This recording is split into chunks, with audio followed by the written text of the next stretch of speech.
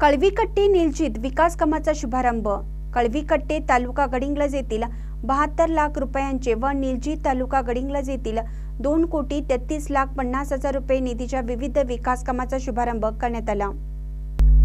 यावेळी कार्यसम्राट आमदार राजेश पाटील, जिल्हा बँकेचे संचालक संतोष पाटील, जिल्हा शेतकरी संघाचे संचालक जयकुमार मुन्नोळी, राष्ट्रवादी जिल्हा उपाध्यक्ष जयसिंग चव्हाण, राष्ट्रवादी युवा नेते अभिजित पाटील, जिल्हा मजूर संघाचे संचालक दीपक पुजारी, कळवीकट्टी सरपंच आनंदा पाटील, निलजीचे सरपंच आप्पासाहेब गडकरी, प्रमुख कार्यकर्ते विक्रम पाटील, हेब्बाळचे सरपंच प्रवीण शिंदे, रायगोंड पाटील, आप्पासाहेब फुली, सुरेश गुलगुंजी, राजू कलगुडगी, अजय कुलकर्णी, महादेव पाटील, श्रीकांत पाटील, मल्लिकार्जुन तेरणी, प्रवीण पाटील, परशुराम चव्हाण, एबी पाटील, मीनाताई सावंत, वंदना सुतार, रेश्मा पाटील, बाबुराव पाटील, नामदेव गायकवाड, उज्ज्वला पाटील, प्रवीण बोलके, संतराम मायनावर, शरद पाटील, मारुती सावंत, सचिन कांबळे आदींसह ग्रामस्थ व प्रमुख कार्यकर्ते उपस्थित होते।